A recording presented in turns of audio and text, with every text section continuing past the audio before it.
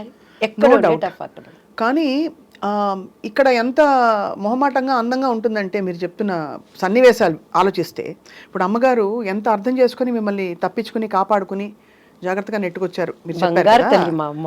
అదే చెప్తున్నాను, అలా చేయలేని పరిస్థితులు చాలా మంది చాలా మందిని చూసాను. నాకు ఆర్టిస్టుల్ని చెప్పడం ఎందుకులే గానీ అన్నల దగ్గర అంటే కొంతమందికి అది తప్పు అనిపించకపోవచ్చు, అది వాళ్ళ చాయిస్. నేను తప్పని నేను ఎప్పుడు అంటలేదు. నవే డేస్ ఇప్పుడు కూడా నేను అంటున్నాను, నవే డేస్ అవనేది ఫ్యాషన్ అయిపోయింది, కామన్ అయిపోయింది, అది ఎంజాయ్మెంట్ అయిపోయింది. నేను తప్పని ఇప్పటికీ నేను చెప్పట్లేదు. రెండు చేతులు కలిస్తేనే చెప్పట్లు, చేతులు కలవనప్పుడు ఈ చేయి కాబట్టి. కాకపోతే మనం అనుకున్న విధంగా హైప్ అవ్వలేవచ్చు. కానీ దేవుడు అనేవాడు ఒకటి ఉంటాడు, న్యాయం అనేది ఒకటి ఉంటుంది.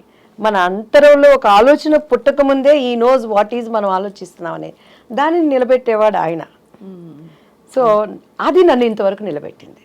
ఎంతమంది ఉన్న తెలుగు చరిత్ర ఉన్నంత వరకు నా శత్రువు అయినా నా మిత్రువు అయినా ఆ పని అనేది ఉండాల్సిందే.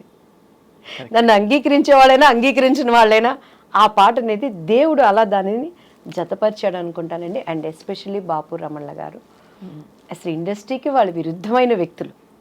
అంటే వాళ్ళ మనస్తత్వాలు అంత స్వచ్ఛంగా ఉంటాయని. స్వచ్ఛమైన మనుషులు. నాకు జరిగిన అన్యాయానికే మళ్ళీ పాపం వాళ్ళు పెళ్లి కొడుకు మూవీ తీసి అందులో నాకు తెలిసి లాస్ వచ్చింది. అదే అప్పుడు బంగారు పిచ్చి కానీ విజయ నిర్మల్ గారు చేసిందనమాట. సో నరేష్ గారు నేను చేశాము. అది అక్కడేమో చంద్రమోహన్ గారు విజయ నిర్మల్ గారు చేశారు. So same story. ప్రజలకు అంతా ఎక్కక అది అనుకున్న విధంగా ఆడలేకపోయింది. బట్ నాకు మంచి పేరు వచ్చింది. దానికోసము వెంకటరమణ గారు తన పక్కనున్న సైటుకి అప్పుడు ఫైనాన్షియల్ దీనికి బాపు గారు ఇచ్చేశారు. అంత స్నేహబంధం వాళ్ళు అసలు చూస్తే రిలేషన్స్ అనుకుంటాం కానీ స్నేహితులు అనేది చాలా రోజుల వరకు నాకే తెలియదండి. సో అన్నీ ఉన్న విస్తరాకు అణిగి మణిగి ఉంటుంది అనడానికి. అవును, ఇండస్ట్రీలో ఉండే పద్ధతులకి విరోధమైన వాళ్ళు అండ్ నాకు మనసున్న మనుషులు. నేను బాపు గారితో న్యూ ఇయర్ టైంలో ఆటలు కూడా ఆడాను ఆయనతో. మొన్న కూడా రోజా ఒకసారి దుబాయ్లో బాపు గారికి లైఫ్ టైమ్ అచీవ్మెంట్ అవార్డు ఇస్తున్నప్పుడు చెప్పింది, ఒక ఆడది అందగత్తె అంటే ఎన్ని అవార్డ్స్ రివార్డ్స్ వచ్చినా బాపు బొమ్మ అనేది అది ఒక క్రెడిట్. అది దివ్యవాణి కొట్టేసింది. నాకు చాలా జెల్సీగా ఉండేది. ఫుల్ లెంగ్త్ నేను క్యారెక్టర్ ఆయన దగ్గర నేను చేయలేకపోయాను. అఫ్కోర్స్ ఆ తర్వాత నేను అదేంటి ఒక మూవీ చెప్పిందండి ఎన్టీఆర్ గారిది ఏదో, దాంట్లో నేను ఒక సాంగ్ చేశాను నేను అని చెప్పాను. అది అంటే ఆడవాళ్ళంటే అందరూ అందమే, అందరూ బాపు బొమ్మలే.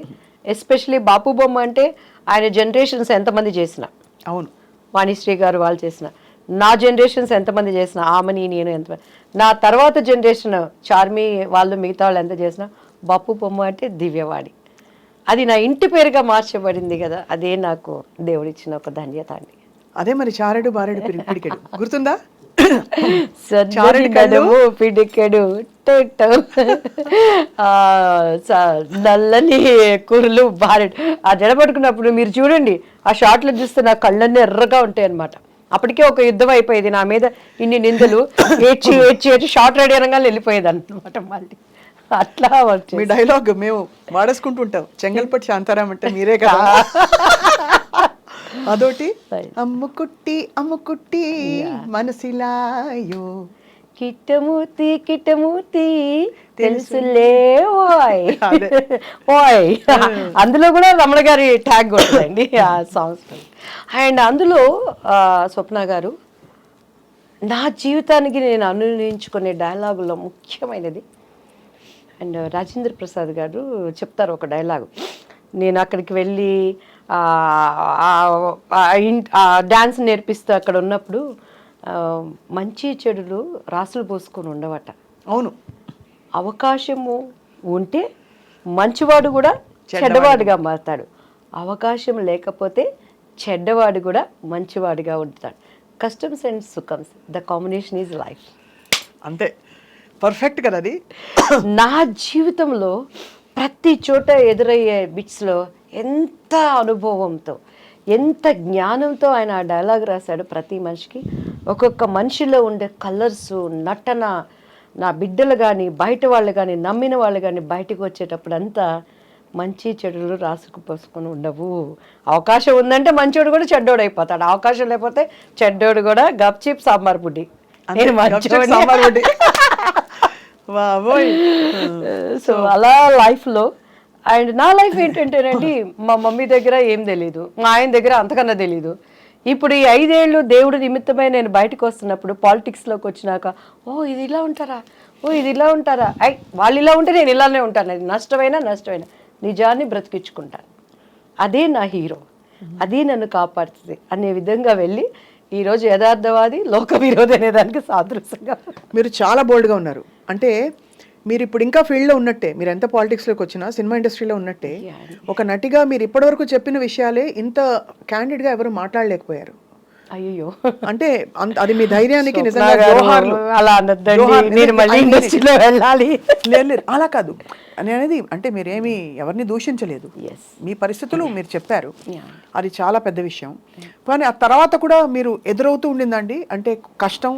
ఇప్పుడు మనకి కొన్ని గీతలు మనం గీసుకుంటాం, మనకి ఇలాంటి కాస్ట్యూమ్స్ వేసుకోను, ఈ ప్రవర్తన నాకు నచ్చదు అని. ఆ గీతలలో ఉండడం వల్ల ఇంకా తర్వాత కూడా మీరు అవకాశాలు కోల్పోయారా, లేకపోతే చాలా కోల్పోయాను. మిస్టర్ పెళ్ళాం ఒకటేనా? చాలా ఆమె సినిమా నేను చేయాల్సింది ఈవీవి గారిది, అండ్ నాకు అడ్వాన్స్ కూడా ఇచ్చేసారు, వెనక్కి వెళ్ళిపోయాను. గరానా మొగుళ్ళలో వాణి విశ్వనాథ్ క్యారెక్టర్ నేను చేయాల్సింది, దానిని మిస్ అయిపోయాను. మిస్ అయిపోవడం అంటే they just come and tell you know. ఇంకా అంతే, ఇక ప్రాబ్లమ్స్ అది ఎవరన్నా అనుకోండి, డైరెక్టర్లు అనుకోండి, హీరోలు అనుకోండి, మేబీ వాళ్ళ దానికి ముందు మీకేమన్నా డైరెక్ట్ ఇండికేషన్ వచ్చేదా దట్ ఏదో ఎక్స్పెక్ట్ చేస్తున్నారు వీళ్ళని? 100% వచ్చేది. మమ్మీ వాళ్ళకి అంత ధైర్యం చేసేవాళ్ళు కాదు నా దగ్గర, పాప ఏమీ నన్ను అయితే ఇబ్బంది పెట్టేవాళ్ళు కాదండి. నేను ఇక్కడ గొప్ప ఏంటంటే నా టాలెంట్ నన్ను బ్రతికిచ్చింది. దివ్యవాణి అంటే సింగిల్ టేక్ ఆర్టిస్ట్, అక్కడ లోపం ఉందంటే కెమెరామ్యాన్తో పక్క ఆర్టిస్ట్తో, కానీ నాది ఎప్పుడు అండ్ ఎందుకంటే అంత డెడికేట్ మైండ్గా డైలాగ్స్ కానీ డ్యాన్స్ కానీ, నాకు లాంగ్వేజ్ తెలియకపోయినా కూడాను డెడికేట్ మైండ్తో నేను ఏది ఉన్నా కూడానండి, ఈవెన్ దేవుడి పని కానీ, ఇప్పుడు సంబంధం లేకుండా రియల్ ఎస్టేట్ అనేది నేర్చుకుంటున్నాను ఇక్కడ. కొంతమంది మన దాంట్లో కూడా డెడికేట్ మైండ్తో చేస్తాను, పొద్దున్న లేస్తే దాని మీదే వర్కౌట్ చేస్తాను. అలా నేనేమి ఎక్కడ బైబుల్ కాలేజీకి వెళ్ళలేదు, బైబుల్ థెరపీలు పొందలేదు, కానీ అక్కడ నిలబడినప్పుడు నేను షికాగోలో చాలా టైం ఇస్తారండి వాళ్ళు, కానీ అక్కడ 1.5 hours 2 hours when God spoke through with me, whole Chicago దేవుడు మాట్లాడాడు అనే విధంగా, అక్కడ హృదయాలకు తాకే విధంగా నేను దేవుడు పాదాలు పట్టుకుంటాను. అట్లా ఏది చేసినా నాకు తెలియకపోయినా కూడాను దాన్ని తెలుసుకోవడానికి ప్రయత్నం చేసేదాన్ని, అది ఇండస్ట్రీలో నన్ను నిలబెట్టింది. ఎందుకంటే నాకు బాగా చిరంజీవి గారు ఇచ్చిన కాంప్లిమెంట్ అనమాట. 3 సినిమాలు ఒకటే సంవత్సరంలో, పెళ్లి పుస్తకం, ఇద్దరు పిల్లల ముద్దుల పోలీసు, ఎదురింటి మొగుడు హ్యాట్రిక్, హిట్ చిత్రాల కథానాయిక అని అప్పట్లో ఆంధ్రజ్యోతి వీటిలో వచ్చినప్పుడు చిరంజీవి గారు ఒకసారి ఎయిర్పోర్ట్లో చెన్నై, మా అమ్మగారు వెళ్ళిపోయి తొందరగా వెళ్ళు, నమస్తే చెప్పు, బాగా మాట్లాడు, ఆయన పక్కన నీకు అవసరం వెళ్ళంగానే సార్ నమస్తే అండి అని అన్నారు. సార్ మీతో నేను ఒక్క సినిమా చేయాలి సార్, నాకు సార్ అంటే, నీకేంటమ్మా హిట్ చిత్రాలు కథానాయకువి అన్నారు. నాకు ఆ మాట అసలు ఎంత సంతోషం అనిపించింది అంటే, దాని తర్వాత కొండవీటి దొంగ చేశాం. కొండవీటి దొంగలో శుభలేఖ రాసుకున్న, యాక్చువల్లీ నేను ఆయనకు మరదలు, ఆ సాంగ్ నాకు ఆయనకి ఉండాల్సింది. కొన్ని అనివార్య చెప్పుకోలేని కారణాల వల్ల ఆ సాంగ్ మళ్ళీ రాధా గారికి మార్చబడింది. ఓహో, అందులో కూడా మళ్ళీ మారి సో అప్పుడు నేను ఏడ్చి మా మమ్మీ మేమంతా మరదల్ క్యారెక్టర్ వేశారు, కానీ ఆ పాట మాత్రం నా కోసం అని పెట్టింది. ఎందుకు ప్రత్యక్షమైన సాక్షి పరచూరు గోపాలకృష్ణ గారు. అంటే ముందు చెప్పారు మీకు, ముందు రోజు ఒక సాంగ్ ఉంటుందని చెప్పారు, కొన్ని కారణాల వల్ల ఆ సాంగ్ని మళ్ళీ మార్చేసి రాధా గారికి ఆయనకి పెట్టారు. సో అలాంటి సంఘటనలు ఎన్నో, అలా చెప్పుకోలేనివి కొన్ని ఉంటాయి. చాలా మీరు పోరాడారు అయితే, చాలా. నేను పోరాడలే, మా అమ్మ పోరాడారా? నేను రిలాక్స్. అమ్మ అలా నిజంగా కంటికి రెప్పలాగా అమ్మ కనుపాపలా చూసుకున్నారు మిమ్మల్ని, నిజంగా అంతే కదా? అంతే, ఎక్కడ కసికి అందకుండా. మీరు ఫిల్మ్స్ బాగా సాగుతున్న టైంలో మీ వివాహం ఎలా జరిగింది దివ్యవాణి గారు? వివాహం కూడా చేసుకోవాల్సి వచ్చింది ఒక లెక్క. ముత్తినంత హెండతి అని ఒక కన్నడ మూవీ జరిగిందండి. మాలశ్రీ సాయి కుమార్, నేను, ఆయన చూడటం, ఇష్టపడటం, అండ్ మా వాళ్ళతో మాట్లాడటం, అండ్ కొన్ని ఇంట్లో వాళ్ళకి ఇష్టపడలేదు, ఎందుకంటే చాలా భవిష్యత్తు ఉంది కదా నా మీద, మంచి క్యారెక్టర్ అంటే అందరూ మంచి పీక్లో ఉన్న మీరు. నాకు 22 yearsకే మా బాబు పుట్టేశాడు. But did you feel you made a wrong choice అప్పుడు? 100%. ఎందుకంటే కెరియర్ పీక్లో ఉన్నప్పుడు ఏ స్త్రీ కూడా, అందులో ఇట్స్ అ పవర్ఫుల్ పొజిషన్, ఆర్థిక స్వాతంత్రం, డబ్బులు, పవర్, ఫేమ్ అన్ని. అప్పుడు ఏమనిపించేది అంటే, ప్రేమించారా? ప్రేమించబడ్డాను. ఓకే. సో అందరి జీవితాల్లో అవుతాయండి. సో ఇట్స్ లైక్ నేను ప్రేమ అంటే మనకు తెలియదు, అంత సీన్ లేదు మన ఫేస్లకి. ప్రేమించబడ్డానమాట. అంటే ఇంకొకటి ఏంటంటే స్వప్న గారు, ఆ, నేను 14 ఇయర్స్కి ఇండస్ట్రీకి వచ్చేసాను. Dance as a dance 87. నా 10th ఇంకా నాకు ఇది కూడా రాలేదు, ఏమంటారు దాన్ని, నా రిజల్ట్స్ కూడా రాలేదనమాట. మా నాన్నగారు చనిపోయారు. సో ఆ సినిమా హిట్ అయిపోయింది. ఒక 6 months ఏదో నా మీద వర్కౌట్ చేశారు మమ్మీ వాళ్ళు క్యారెక్టర్స్ కోసం. నా ఆల్బమ్ రావటం అప్పట్లో ఎస్పి వెంకన్న బాబు గారికి చేతుల్లోకి వెళ్ళింది. ఆయన డేట్స్ చూస్తానికి తీసుకునే టైంలో టక్ సినిమాలు రావటం, రామారావు గారు, పసుపులేటి రామారావు గారు డేట్స్ చూసేవాళ్ళు, ఉమా అంకుల్ చూసుకునేవాళ్ళు. కొన్ని దానిగా వచ్చాయి. 3 years నాన్ స్టాప్గా నేను ఇల్లు చూడలేదు. ఒకలాంటి హోమ్ సిక్ అయిపోయేది. మా ఇంట్లో ఒక్కొక్క పిల్ల, మా అక్క, మా అన్నయ్య. అట్లా టైంలో నేను కళలో ఆ సినిమా హిట్ కొట్టడం, వెళ్ళిపోవటం, చేయటం నాకేమైపోయేదంటే పొద్దుగూకులు వర్క్, అమ్మ నాన్న. సో ఆ టైంలో ఏదో ఒకటి నాకు ఐ వాంట్ సంథింగ్, అది నాకంటూ ఒక స్వతంత్రమైన జీవితం చెప్పుకోలేని పరిస్థితి. నేను నా భావనలు నేను చెప్పుకోలేను. డ్రెస్ వేసుకోవాలా, అమ్మ చెప్పింది వేసుకోవాలి. మాట్లాడటం ఇంటర్వ్యూలో మమ్మీ ట్రైనింగ్ ఇచ్చి, అప్పుడు ఈ ప్రభు వీళ్ళంతా మా మమ్మీ దగ్గరకు కూడా వచ్చేవాళ్ళు కదండి. అంత మా మమ్మీ అంటే హిట్లర్ అనమాట ఇంటర్వ్యూలు అంటే.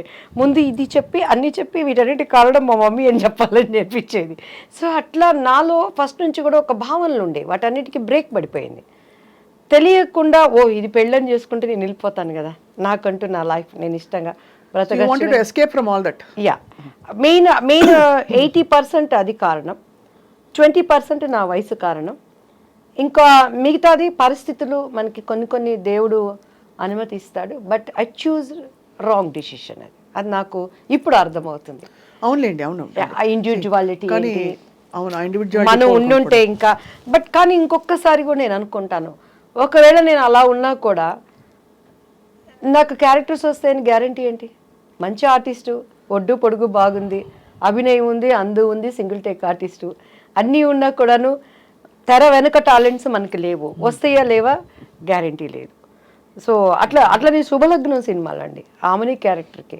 మొన్న కూడా నిన్న ఏదో ఫంక్షన్లో ఎస్వి కృష్ణారెడ్డి గారు కలిసారు, అదే చెప్పాను, సార్ శుభలగ్నంలో ఆమెని క్యారెక్టర్ నాది, ఎందుకు పోయిందో మీకు తెలుసు, ఇప్పటికైనా ఆ భర్తీని ఆ ఫుల్ఫిల్ మీరే చేయాలి సార్ అంటే కృష్ణారెడ్డి గారు నవ్వుతా ఉన్నారు.